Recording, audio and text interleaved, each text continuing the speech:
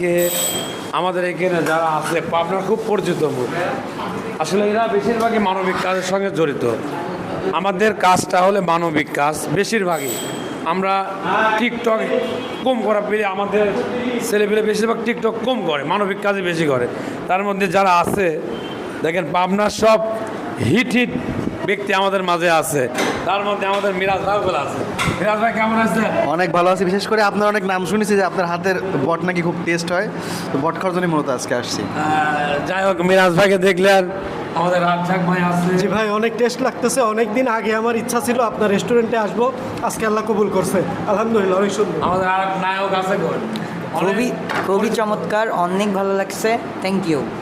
আর আমাদের এই যে প্রিয় ভাই, আলহামদুলিল্লাহ, এর আগেও আসছি, আবারও ছুটে আসছি দুলাল ভাইয়ের হাতের এই বট, হাতে জাদু আছে বলা যায়। আপনারাও আসবেন, দেখবেন। আমার আর এক ভাই আছে। আলহামদুলিল্লাহ, অনেক সুন্দর, সবাইকে আসার অনুরোধ করা গেল। এখানে আমাদের জুনিয়র হুজুর ভাই নতুন বিয়ে করছে আমাদের মাঝে। ও ভাই, কথা হচ্ছে শোনেন, আপনার হাতে জাদু আছে সেটা সবগুলোই জানে।